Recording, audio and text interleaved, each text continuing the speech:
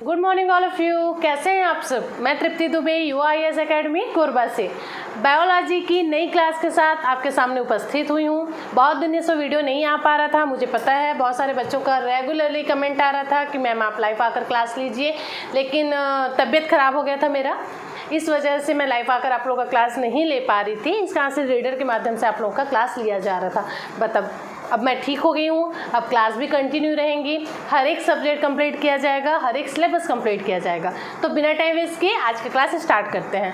आज अपने को देखना है बायोलॉजी। बायोलॉजी में आप क्या देखेंगे? अच्छा, सबसे पहले बायोलॉजी बोलते हैं किसको, आपको पता है? बायोलॉजी कहा जाता है जीव विज्ञान को। जीव विज्ञान मतलब वो समस्त जीव, है ना, वो समस्त चीज़ें बोल दूँ, वो समस्त ह्यूमन बोल दूँ या समस्त जीव बोल दूँ, जिसके अंदर जीवन पाया जाता है उसको जीव विज्ञान के अंतर्गत रखा जाता है। क्लियर है? बायोलॉजी मतलब जीव विज्ञान, समस्त चीज़ें, वे समस्त जीव जिसके अंतर्गत जीवन पाया जाता है उसको क्या कहा जाता है? उसको बायोलॉजी के अंतर्गत रखा जाता है। स्टार्टिंग में जब बायोलॉजी अस्तित्व में आया, जीव विज्ञान अस्तित्व में आया, ठीक है, तो उस टाइम पर क्या किया जाता था ना, उस टाइम पर सिर्फ जीव विज्ञान के अंतर्गत सिर्फ जंतुओं को रखा जाता था। ऐसा क्यों होता था? जंतु विज्ञान को क्यों रखा जाता था? जंतु विज्ञान को इसलिए रखा जाता था बच्चे, क्योंकि लोगों की मान्यता थी कि जो जीवन है वो सिर्फ किसके अंतर्गत पाया जाता है? जंतुओं के अंतर्गत पाया जाता है। इसलिए बायोलॉजी के अंतर्गत सिर्फ जंतु विज्ञान को रखा जाता था। फिर क्या हुआ? धीरे धीरे इसमें चेंजेस हुई, धीरे धीरे खोज होता गया। फिर पता चला कि जो जीवन है वो सिर्फ जंतुओं के अंतर्गत नहीं पाया जाता, बल्कि वो प्लांट्स के अंदर भी पाया जाता है। इसलिए बायोलॉजी का एक और पार्ट बन गया जिसको हम वानस्पतिक विज्ञान कहते हैं। समझ आया यहाँ तक? जब बायोलॉजी स्टार्टिंग में आया तब क्या माना गया? वे समस्त जीव जिसके अंतर्गत जीवन पाया जाता है उसको बायोलॉजी के अंतर्गत रखा गया, है ना। तो लोगों की मान्यता थी कि जीवन कहाँ पाया जाता है? सिर्फ जंतुओं के अंतर्गत पाया जाता है। जंतु के अंतर्गत मनुष्य भी आते हैं। कोई ये नहीं बोलेगा कि मैडम मनुष्य नहीं आते हैं क्या, ये कॉमन सेंस रखना। जानवर, मनुष्य को भी जानवर कहा जाता है। भाई किसी को बुरा लगे तो लगे, देखो अगर किसी बंदे को अपन बोल देते हैं कि तुम जानवर हो, उसको बहुत बुरा लगेगा, लेकिन उसी बंदे को अगर हम बोल दें कि भाई तुम तो एकदम शेर हो, वो बहुत खुश हो जाएगा। तो ये मेंटेलिटी होती है, ठीक है। लेकिन सच है जो वही है कि मनुष्य को भी जंतुओं के अंतर्गत रखा जाता है, एनिमल किंगडम के अंतर्गत रखा जाता है। क्लियर? तो लोगों की क्या मान्यता थी कि जो जीवन है वो किसके अंतर्गत पाया जाता है? सिर्फ जंतुओं के अंतर्गत रखा जाता है। इस कारण से बायोलॉजी को किसके अंतर्गत रखा जाता था? बायोलॉजी के अंतर्गत जंतु विज्ञान को रखा जाता था। ठीक, तो सबसे पहले तो जंतु विज्ञान। धीरे धीरे जब इसमें खोज हुआ तो क्या पता चला कि प्लांट्स के अंदर भी जीवन पाया जाता है। इसलिए बायोलॉजी के एक पार्ट में वानस्पतिक विज्ञान को भी रखा गया। ये भी आपको याद रखना है, प्लांट्स को भी रखा गया। क्लियर है? अब समझना, जंतु विज्ञान को इंग्लिश में क्या कहा जाता है? जंतु विज्ञान को इंग्लिश में कहा जाता है जूलॉजी। क्या कहा जाता है? जूलॉजी। ठीक है, बहुत सारे बच्चे जूलॉजी और जियोलॉजी में कंफ्यूज होते हैं, तो आपको मैं ये क्लियर कर दूं कि जंतु विज्ञान को जूलॉजी कहा जाता है। जू में कौन रहता है? जू मतलब चिड़ियाघर होता है ना, जू में रहता कौन है? जू में जानवर रहते हैं। इसी कारण से जहाँ जानवर रहते हैं, जहाँ जानवर का अध्ययन किया जा रहा है, जहाँ जंतु का अध्ययन किया जा रहा है, उसको कहा जाता है जूलॉजी। तो फिर जियोलॉजी किसको बोलते हैं? तो जियोलॉजी मतलब होता है भूगर्भ वैज्ञानिक। क्लियर है? भूगर्भ का जिसके अंतर्गत अध्ययन किया जाता है उसको जियोलॉजी कहा जाता है। लेकिन बायोलॉजी का पार्ट कौन सा होता है? जूलॉजी होता है। वैसे ही वानस्पतिक विज्ञान को क्या कहा जाता है इंग्लिश में? वानस्पतिक विज्ञान को इंग्लिश में बॉटनी कहा जाता है। तो अब तक आपको ये समझ आएगा होगा कि बायोलॉजी जब हम पढ़े तो हमको दो पार्ट्स में पढ़ना है। एक साइड जंतु विज्ञान हमारा रहेगा, एक साइड वानस्पतिक विज्ञान रहेगा। वानस्पतिक विज्ञान को क्या बोलते हैं? बॉटनी कहा जाता है। अब आप लोग को इसमें कोई कंफ्यूजन नहीं होगा कि जियोलॉजी क्या है और जूलॉजी क्या है। क्लियर है? अब समझना, जंतु विज्ञान और वानस्पति विज्ञान दो पार्ट्स में डिवाइड करके हमको पढ़ना है। लेकिन आप लोगों को ये माइंड में आ रहा होगा कि पता चला कैसे कि पेड़ पौधे में जीवन पाया जाता है। तो एक भारतीय वैज्ञानिक थे जिनका नाम था जगदीश चंद्र बोस। ठीक है, उन्होंने बताया कि पेड़ पौधों में भी प्राण होता है। तो कोई बोल देगा तो कोई मान जाएगा क्या? लोगों को आजकल क्या चाहिए होता है? प्रूफ चाहिए होता है। तो जगदीश चंद्र बोस ने एक मशीन का आविष्कार किया। उस मशीन को क्या कहा जाता है? उस मशीन को नाम दिया गया कैस्कोग्राफ मशीन। ठीक है, कैस्कोग्राफ मशीन की मदद से जगदीश चंद्र बोस ने प्रूफ कर दिया कि पेड़ पौधों में भी प्राण होता है, पेड़ पौधों में भी जीवन होता है। उसके बाद ही जो वानस्पतिक विज्ञान है उसको बायोलॉजी का पार्ट बनाया गया। क्लियर है? तो यहाँ से फैक्चुअल पॉइंट्स भी आप क्लियर करते चलेंगे अपन, है ना, क्योंकि क्वेश्चन सीधे पूछ दिया जाएगा कि वह कौन सी मशीन है जिसके माध्यम से पता चला कि पेड़ पौधे में भी प्राण होता है। तो उस मशीन का क्या नाम है? कैस्कोग्राफ। किसने बनाया?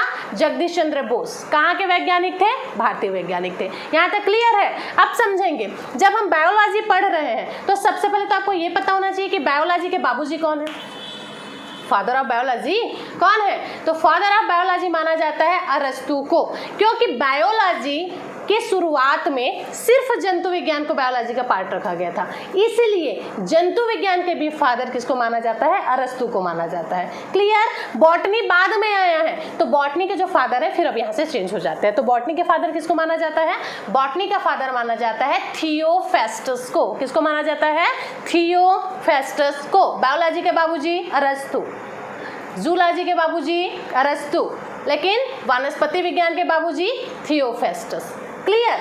अब अपने को देखना है सबसे पहले जंतु विज्ञान को, उसके बाद फिर वानस्पतिक विज्ञान को। तो जंतु विज्ञान के अंतर्गत आज हम देखेंगे सेल के बारे में। किसके बारे में देखेंगे? सेल के बारे में। सेल मतलब क्या होता है भाई? सेल मतलब होता है कोशिका। क्लियर है? तो कोशिका होती क्या है? सबसे पहले तो आप ये जानो कि कोशिका होती क्या है, जिसके बारे में आप पढ़ते हैं। अच्छा, ऐसा कोई बच्चा जिसने आज तक कोशिका देखा होगा? हाथ पैर सबको दिखता है ना, हमारे बॉडी का पार्ट है, लेकिन कोशिका किसी को दिखा है आज तक? नहीं दिखा है। क्यों नहीं दिखा है? क्योंकि कोशिका इतनी छोटी होती है कि उसको आप अपने नग्न आंखों से देख ही नहीं सकते। अगर वैज्ञानिकों को कोशिका पर सर्च करना है तो क्या करेंगे? कोशिका को जूम करेंगे, 5-6 गुना बढ़ाएंगे, उसके बाद सूक्ष्मदर्शी के माध्यम से देखेंगे, तब कहीं जाकर कोशिका दिखेगी। ठीक है? कोशिका ऐसा नहीं है कि जैसे हमारे हाथ पैर दिख रहे हैं वैसे कोशिका भी दिख जाए, लेकिन कोशिका हमारे शरीर में होता है, या ये बोलूँ कि कोशिका से मिलकर ही हमारा शरीर बनता है। बूंदी का लड्डू देखा है आप लोगों ने? बूंदी का लड्डू कैसा होता है? बहुत सारी बूंदियों से मिलकर के बना होता है ना? बहुत सारी छोटी छोटी बूंदियां होती हैं, जब हम उसको इकट्ठा कर देते हैं तब जाकर के बूंदी का लड्डू बनता है। एग्जैक्टली सेम वैसे ही होता है हमारा कोशिका। बहुत सारी छोटी छोटी कोशिकाएं होती हैं, जब उसको मिला दिया जाता है तब फिर हमारा बॉडी बनता है। तो यहाँ से आपको ये क्लियर हो गया होगा कि हमारे बॉडी के हर एक पार्ट में कोशिका होती है। यहाँ तक हमारे नेल्स में भी कोशिका होती है। तो समझ आ गया हमारा पूरा बॉडी किससे मिलकर बना हुआ है? कोशिकाओं से मिलकर बना हुआ है। कोशिका होती क्या है? तो जो कोशिका है वो हमारे शरीर की सबसे छोटी इकाई होती है। इकाई क्यों बोल रही हूँ? इकाई इसलिए बोल रही हूँ क्योंकि जो कोशिका है वो अपना काम स्वयं कर सकती है, फिर चाहे वो श्वसन का काम हो, पाचन का काम हो, ऊर्जा का काम हो, ठीक है, ये सारा काम वो स्वयं कर सकती है। इसी कारण से कोशिका को इकाई कहा जाता है। तो हमारे शरीर की सबसे छोटी इकाई कौन सी है? कोशिका है। लेकिन अगर पूछा हमारे शरीर का सबसे छोटा अंग कौन सा है, तो आप वहाँ कोशिका नहीं ले सकते, क्योंकि कोशिका से भी छोटे छोटे अंग हैं, जैसे डीएनए, आरएनए। क्लियर? लेकिन इकाई अगर पूछा तो आप बिल्कुल कोशिका ले सकते हैं। इकाई क्यों बोल रही हूँ मैं? क्योंकि ये अपना काम खुद कर सकते हैं। क्लियर है? तो हमारे शरीर की सबसे छोटी इकाई कोशिका। समझ आ गया? अब देखो, कोशिका को इंग्लिश में कहा क्या जाता है? कोशिका को इंग्लिश में सेल कहा जाता है, लेकिन कोशिका का जो बायोलॉजिकल नेम है वो क्या है अगर पूछ दिया गया तो आपको ये भी पता होना चाहिए। सेल इंग्लिश वर्ड है, कोशिका को इंग्लिश में सेल कहा जाता है, लेकिन बायो के लैंग्वेज में क्या कहा जाता है? बायो के लैंग्वेज में कोशिका को साइटो कहा जाता है। क्लियर है? याद रहेगा, कोशिका का बायोलॉजिकल नेम साइटो। तो जब हम कोशिका का अध्ययन कर रहे हैं तो उसको क्या कहेंगे? तो कोशिका का अध्ययन करना साइटोलॉजी कहलाता है, क्योंकि कोशिका को साइटो कहा जाता है। ठीक? कोशिका हिंदी नाम है, इंग्लिश में बोल देंगे सेल, लेकिन बायोलॉजी में साइटो कहा जाता है। इससे जब हम कोशिका का अध्ययन करते हैं तो उसको क्या कहा जाता है? साइटोलॉजी कहा जाता है। क्लियर? अब मुझे बताइए, जब आप कोशिका पढ़ेंगे तो सबसे पहला क्वेश्चन यहाँ से आपका क्या बन सकता है? तो सबसे पहला क्वेश्चन यहाँ आपका बन जाएगा कि कोशिका की खोज किसने की? कोई तो होगा जिसने कोशिका के बारे में बताया, कोशिका को अस्तित्व में लाया। तो किसने सबसे पहले कोशिका की खोज की? तो मैंने अभी आपको क्या बताया? सबसे पहले तो नाम याद रखो, कोशिका की खोज करी थी रॉबर्ट हुक ने। किसने किया था? रॉबर्ट हुक ने किया था। अब इसको याद कैसे रखेंगे तो समझिए, कोशिका को मैंने बताया कि बहुत छोटी छोटी होती हैं, इतनी छोटी छोटी होती हैं कि उसको आप अपने नग्न आंखों से नहीं देख सकते, वैसे ही उसको आप अपने हाथ से भी नहीं उठा सकते, वो इतनी छोटी होती है। इसलिए कोशिका को उठाने के लिए क्या करना पड़ा, हुक यूज करना पड़ा, हुक के माध्यम से कोशिका को खींचना पड़ा।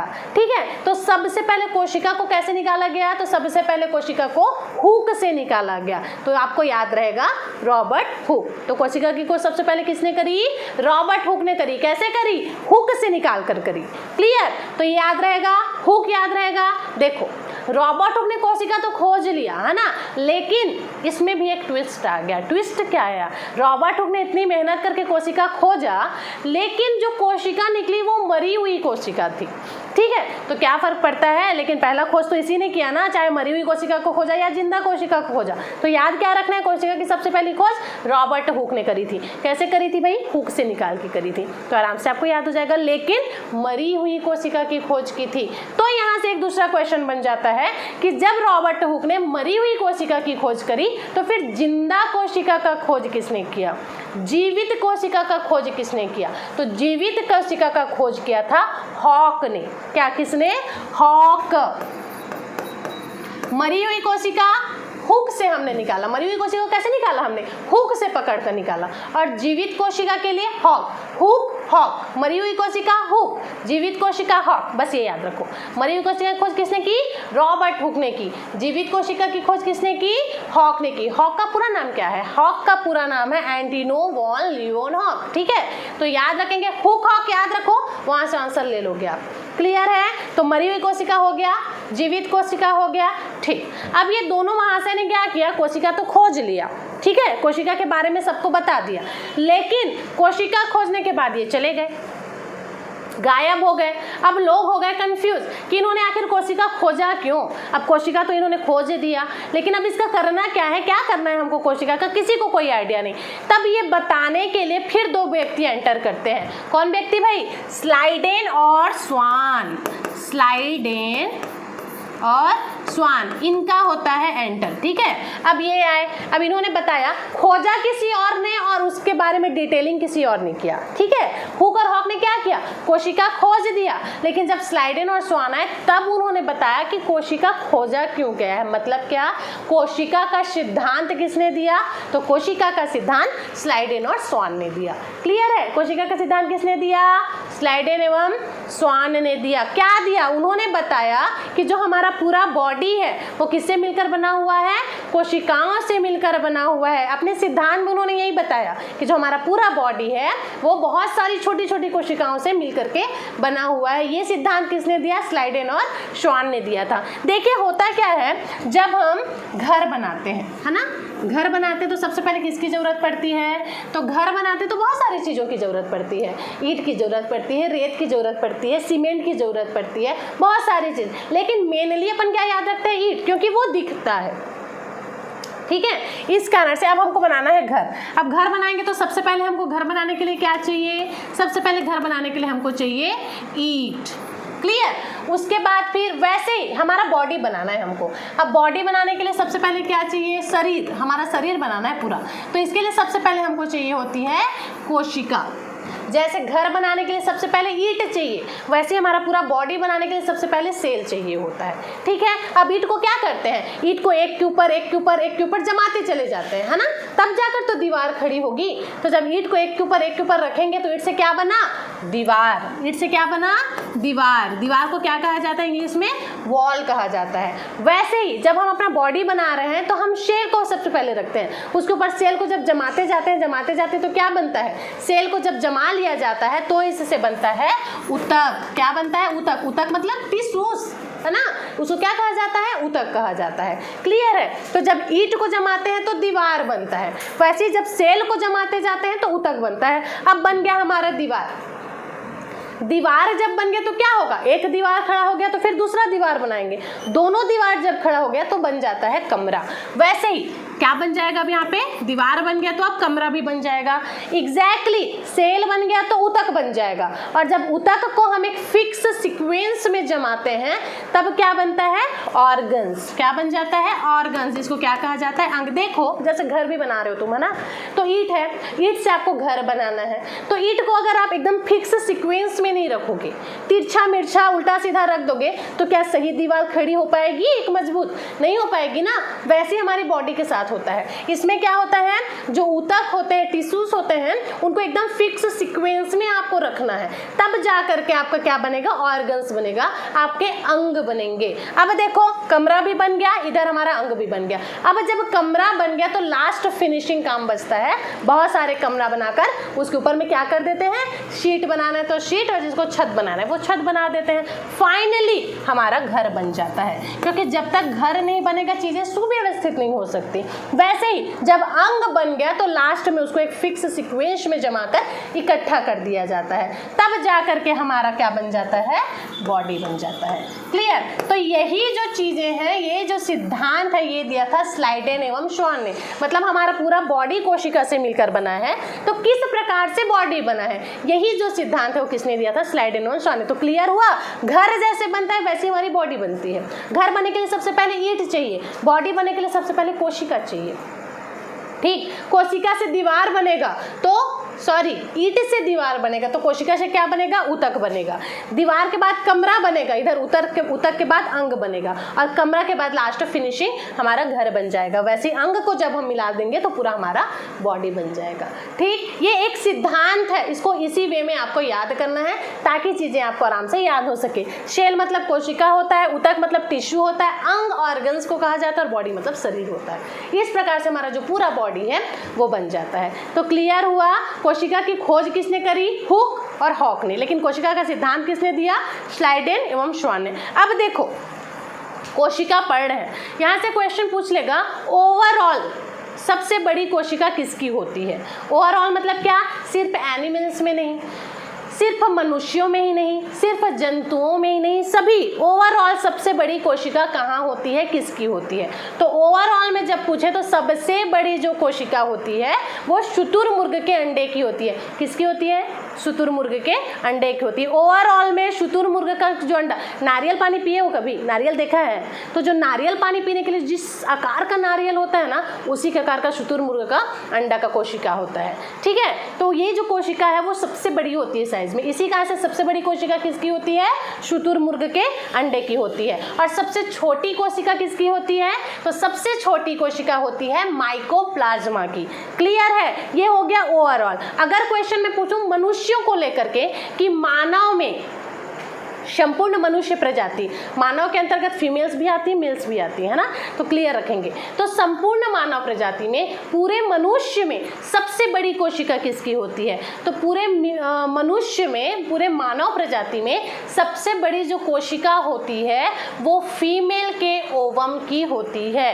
क्लियर है, फीमेल की ओवम की जो कोशिका होती है वो संपूर्ण मानव समाज में सबसे बड़ी कोशिका होती है। मादा का जो अंडाणु का कोशिका होता है वो सबसे बड़ा कोशिका होता है। ठीक है, तो यहीं से एक दूसरा क्वेश्चन आ जाएगा, सबसे छोटी कोशिका किसकी होती है। फिर मनुष्यों की बात कर रही हूं मैं, है ना, क्लियर रखेंगे।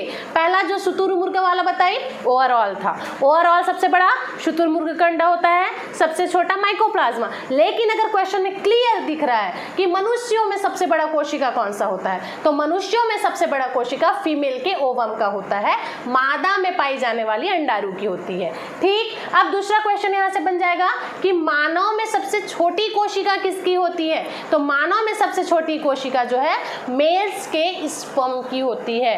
पुरुषों में जो अंडाणु पाया जाता है, पुरुषों में जो शुक्राणु पाया जाता है उसकी जो कोशिका होती है वो सबसे छोटी कोशिका होती है। क्लियर है, फीमेल्स का ओवम, यहाँ की कोशिका संपूर्ण मनुष्य संप्रदाय में सबसे बड़ी कोशिका होती है। सबसे छोटी कोशिका मेल्स के स्पर्म की जो होती है वो सबसे छोटी कोशिका होती है। ठीक, छोटा बड़ा वाला कॉन्सेप्ट हो गया।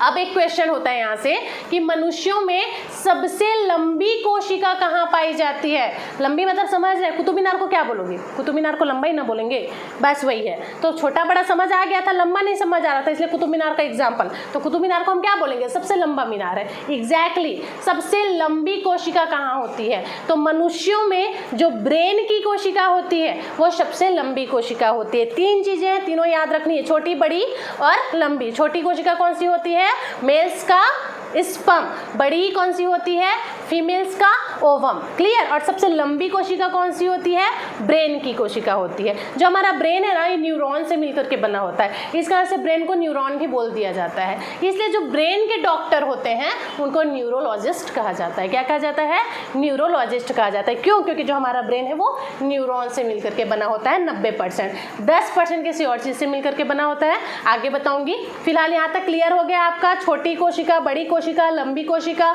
मनुष्यों में भी और इसके साथ साथ ओवरऑल में भी। ब्रेन के बारे में हमने जान लिया, ब्रेन के डॉक्टर्स को क्या कहा जाता है, न्यूरोलॉजिस्ट कहा जाता है। अब समझना, जो सेल होती है ना, जो कोशिकाएं होती हैं उनमें सेल्फ रिकवरिंग पावर होता है। ठीक है, मतलब उनमें क्या होता है, कोशिका विभाजन की क्षमता होती है। कोशिका विभाजन की क्षमता मतलब कोशिका पुनरावृत्ति की क्षमता भी बोल सकते हैं। हर एक कोशिका के अंदर ये पाया जाता है। मतलब क्या होता है, जैसे मान लो कहीं आपको चोट लग गया, ठीक है, कहीं हाथ पे किसी को चोट लग गया, तो वहाँ पे क्या हो जाता है, वहाँ पे घाव बन जाता है। तो जहाँ पे उसको चोट लगी ना, मान लो किसी ने आपके हाथ में जोर का मारा, तो उतने दूर की, जो जितने दूर में मारा वहाँ पर की जो कोशिका है वो टूट जाती है, वो मर जाती है। तो वहां पर फिर से नया कोशिका बनाया जाता है, नया कोशिका का विभाजन करके बनाया जाता है। तो इस क्रिया को कोशिका विभाजन कहते हैं। देखो, विभाजन मतलब हम क्या सोचते हैं, विभाजन का मतलब हमारे माइंड में सेट है कि अगर कोई चीज है उसको हम 20 से काट दें तो उसका विभाजन हो जाएगा। अगर कोई एप्पल है, हम उसको 20 से काट देंगे तो वो 2 टुकड़ों में बट जाएगा, तो उसको हम विभाजन बोलते हैं। लेकिन बायोलॉजी में इसका जो अर्थ है वो चेंज हो जाता है। यहाँ पर विभाजन का मतलब एक ही चीज को 20 से काटकर 2 अलग अलग पार्ट करना नहीं होता। यहाँ विभाजन का मतलब हो जाता है एक चीज से दूसरा चीज निर्मित करना, दूसरा चीज से तीसरा चीज निर्मित करना। इसको कोशिका विभाजन कहा जाता है। क्लियर है। अब देखो, अगर किसी कहीं पर कोई कोशिका मर जाती है, जैसे किसी को चोट लग गया तो उतनी दूर की कोशिका मर गई, तो फिर तुरंत ये क्या करते हैं, कोशिका विभाजन के थ्रू उस जगह पर दूसरा कोशिका निर्मित कर लेते हैं, ताकि हमारे बॉडी का जो सिस्टम है वो सही से चल सके।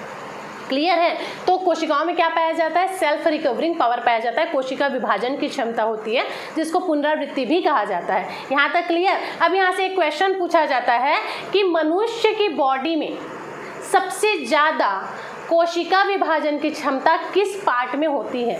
तो मनुष्य की बॉडी में सबसे ज़्यादा कोशिका विभाजन की जो क्षमता है वो कहाँ होती है, लीवर में होती है। कहाँ होती है, लीवर में होती है। याद रखेंगे, मनुष्य में सबसे ज़्यादा कोशिका विभाजन की क्षमता कहाँ होती है, लीवर में होती है। देखो, अगर किसी ने आपको मारा, लीवर पे मारा, बहुत सारा मार दिया, तो वो बाकी जगह की अपेक्षा वो पार्ट है लीवर हमारा कि जल्दी से उसके घाव भरते हैं, क्योंकि वहाँ जल्दी जल्दी कोशिका विभाजन होता है। इसलिए कोशिका विभाजन सबसे ज़्यादा कहाँ पाई जाती है, लीवर में पाई जाती है। और सबसे कम कोशिका विभाजन कहाँ पाया जाता है, तो वो पाया जाता है ब्रेन में, क्योंकि ब्रेन में कोशिका विभाजन ही नहीं पाया जाता है।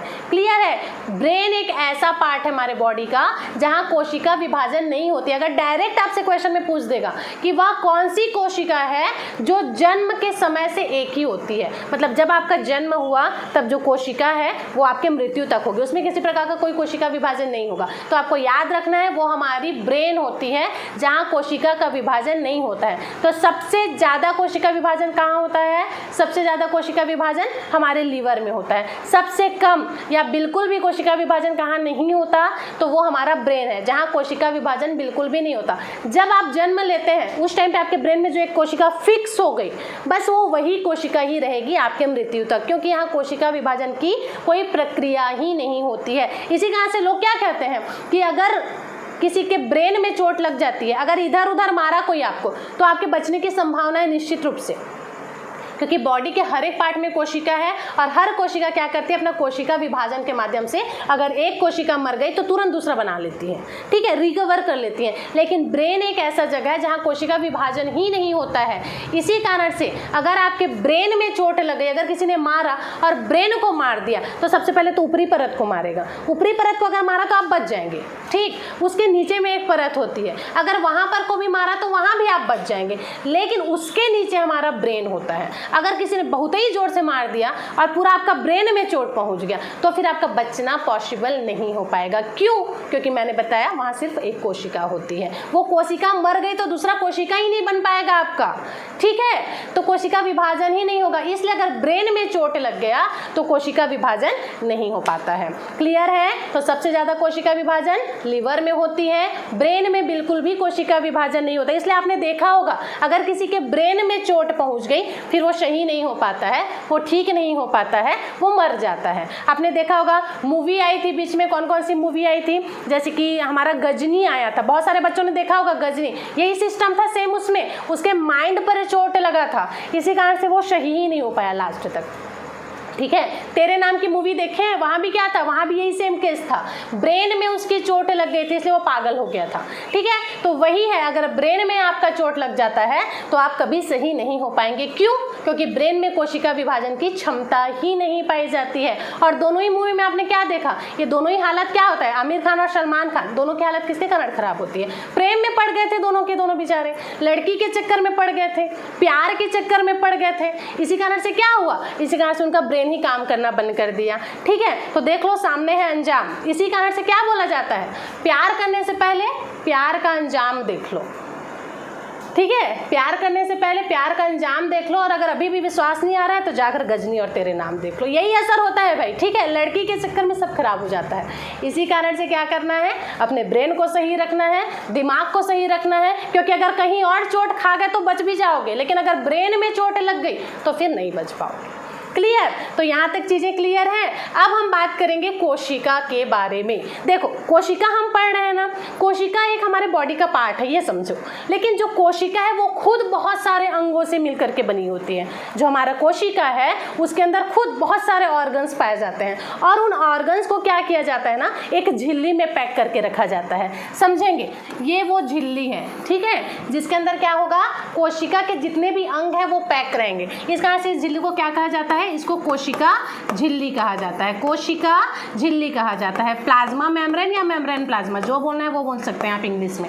लेकिन ये जो झिल्ली है, जैसे हम कुछ दुकान जाते हैं वहाँ सब सामान को एक साथ भरकर पॉलीथीन में रख देते हैं ना, एग्जैक्टली कोशिका के जितने भी अंग हैं उन सब को इस झिल्ली में पैक करके रखा जाता है। जितने भी उसके अंदर में अंग पाया जाएगा, माइटोकॉन्ड्रिया हो गया, राइसोसोम हो गया, लाइसोसोम हो गया, न्यूक्लियस हो गया, ER हो गया, आपका हर चीज़, ठीक है, सब चीज़, माइटोकॉन्ड्रिया से लेकर गोल्जी बॉडी से लेकर एवरीथिंग, इसके जितने भी अंग है, ये अंग का नाम है, कोशिका के जो अंग हैं इनके नाम है ये सारा कुछ जो मैं बोल रही हूँ। जैसे हम क्या कहते हैं, हमारे बॉडी के कौन कौन से अंग हैं, हाथ बोलते हैं, पैर बोलते हैं, आँख बोलते हैं, नाक बोलते हैं, वैसे ही कोशिका के भी बहुत सारे अंग हैं जिनको अलग अलग नाम से जाना जाता है। तो इन सभी अंगों को एक झिल्ली में पैक करके रखा जाता है, और उसी झिल्ली को क्या कहा जाता है, कोशिका झिल्ली कहा जाता है। तो ये जो झिल्ली है वो है कोशिका झिल्ली।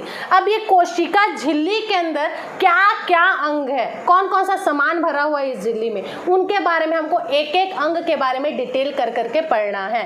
क्लियर है? तो आज के लिए बस इतना ही। आपको मैं एक चीज़ बताना चाहूँगी, बहुत सारे बच्चों का कमेंट आ रहा था कि मैम आप लाइव क्लास लीजिए, तो आप लोगों के लिए लाइव क्लास लेकर के आ रही हूँ मैं, और टेंशन लेने की ज़रूरत नहीं है। जो लाइव क्लास होगी वो बिल्कुल फ्री होगी, एक भी चार्ज आपको नहीं देना है, किसी भी बच्चे को 1 रुपये भी नहीं देना है। आपको करना क्या है, स्क्रीन में जो हमारा नंबर दिख रहा है उसमें जाकर आपको कांटेक्ट करना है, ठीक है। हमारा ऐप UIS एकेडमी कोरबा करके बन गया है, जिसके माध्यम से मैं आप लोगों को लाइव क्लास लूँगी। पहले तो प्ले स्टोर में जाकर आपको UIS एकेडमी ऐप जो है वो डाउनलोड कर लेना है। उसके बाद क्या करना है, नंबर पर कॉन्टेक्ट करके आपको क्लियर चीज़ें पता चल जाएंगी। लाइव क्लास है, सिर्फ आपको वहाँ जाकर एडमिशन लेना है। अब बहुत सारे बच्चे सोच रहे होंगे मैडम में एडमिशन लेना है तो एडमिशन के टाइम पे तो पैसा लेंगे ही लेंगे, बिल्कुल फीस नहीं लगेगा आपको। एडमिशन लेने का मतलब ये है कि आपको जाकर उस नंबर में कॉल करके या फिर मैसेज करके अपना नाम बताना है, क्योंकि हमको नाम लिखना पड़ेगा कितने बच्चे हमसे पढ़ रहे हैं।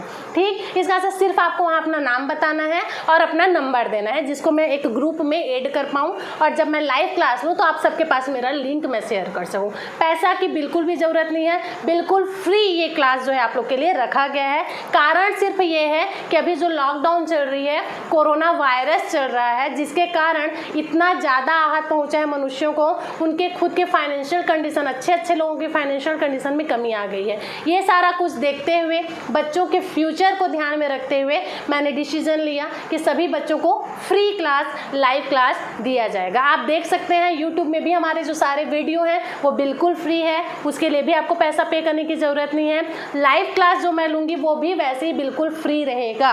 बस आपको अपना नंबर और नाम कांटेक्ट करके बताना है। जो बच्चे लाइव क्लास अटेंड करना चाहते हैं बिना देरी के कमेंट में यस लिख करके बताएंगे, ताकि फिर आप कांटेक्ट करें तो हम आपको कॉल रिसीव कर सकें और आपका नंबर और नाम जो है ऐड करके जल्दी से जल्दी ये क्लास स्टार्ट कर सकें। अगर कोई बच्चा लेट से ज्वाइन करेगा तो फिर उसको दिक्कत होगी, क्लास स्टार्ट हो जाएगी, 20 से आप ज्वाइन करेंगे, चीज़ें आपको समझ नहीं आ पाएगा।